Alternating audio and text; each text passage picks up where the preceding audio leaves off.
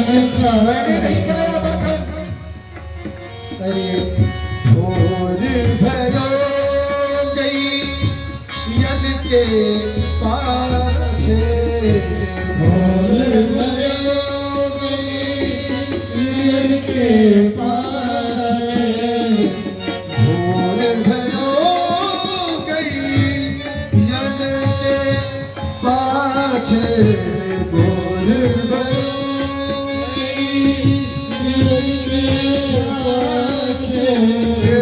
मधुबन मोही बखायो मैया मोरी मैं नहीं बाकर खायो मैया मोरी मैं नहीं बाकर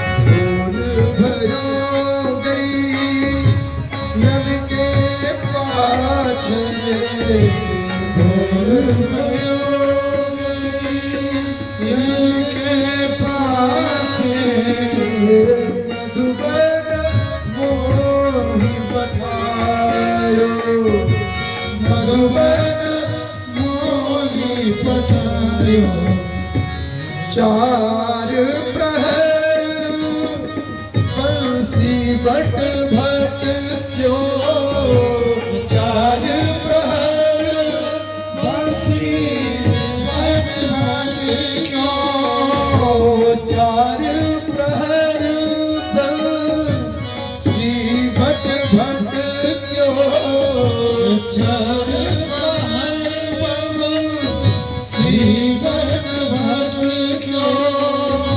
साँझ परे घर आयो रे मैया मोरी मैं नहीं बाकन खायो रे मैया मोरी मैं नहीं बाकन खायो मैं नहीं बाकन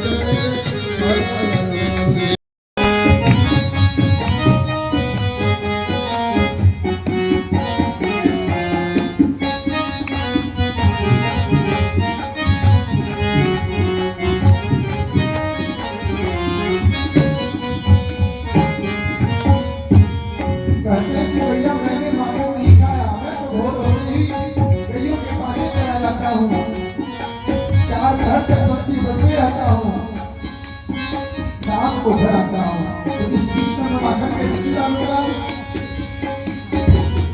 मैं पालन नहीं मन को छोड़ो मैं पालन नहीं मन को छोड़ो मैं पालन नहीं मन को छोड़ो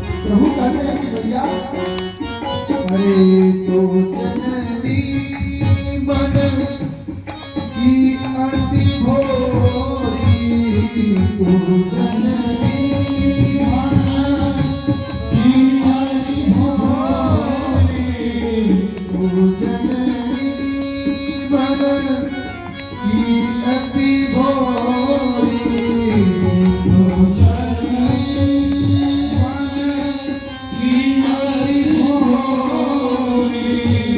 इनके कहे पतियारो, इनके कहे पतियारो, मैं नहीं मानता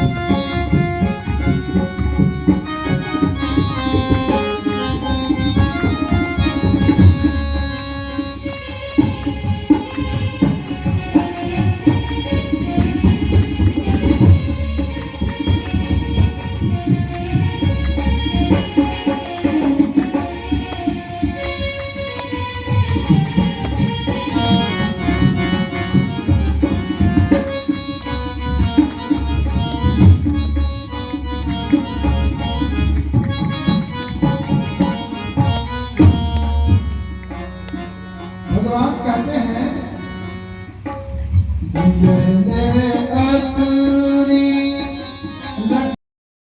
बात दिया का रुक रुक रुक तू ऐसे नहीं मानेगा, बहुत है तू। बांधने लगी, रस्सी लाई घर से, उखल से बांधती गई, पर जब बांधे तो अंगुल रस्सी छोटी हो जा। घर की जितनी रस्सियां थी सभी रस्सियां जोड़ दी, पर दो अंगुल की जगह अभी भी रही।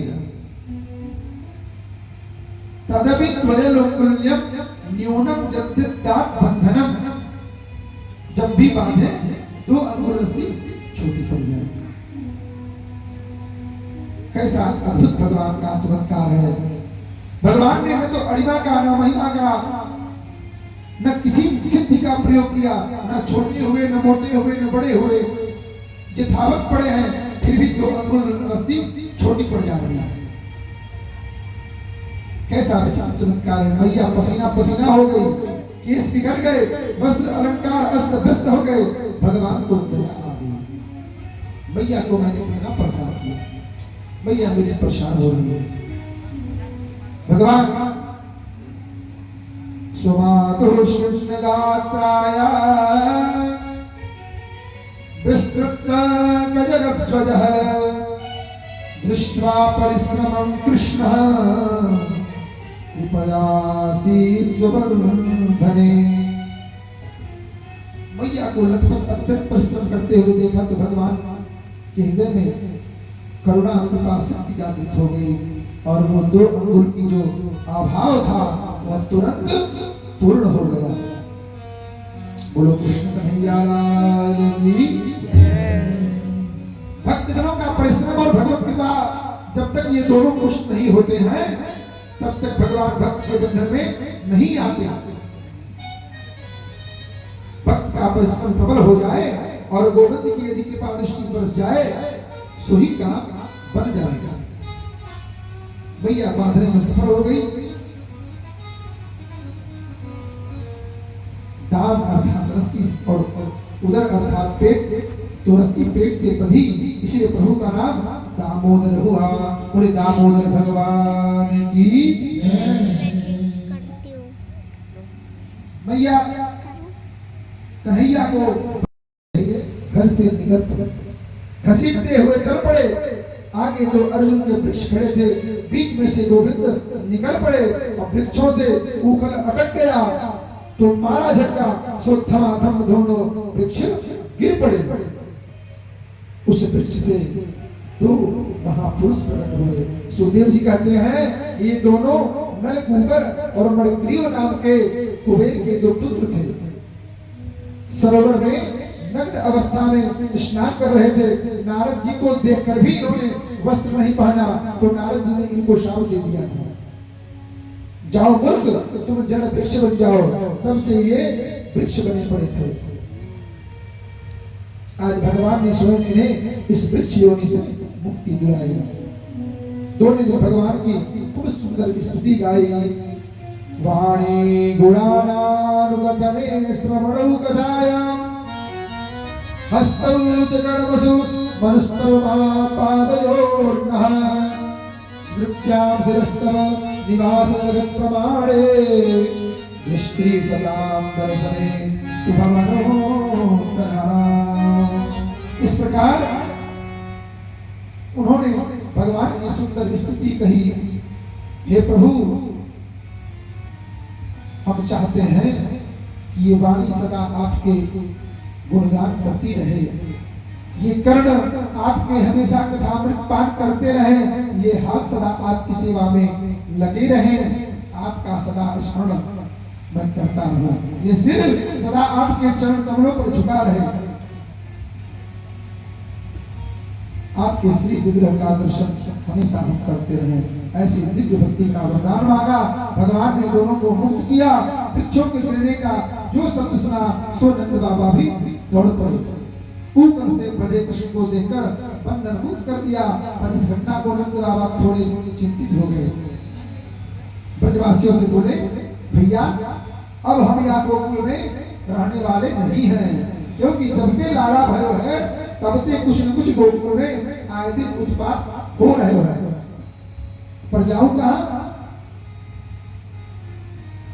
ये समझ में ना आया।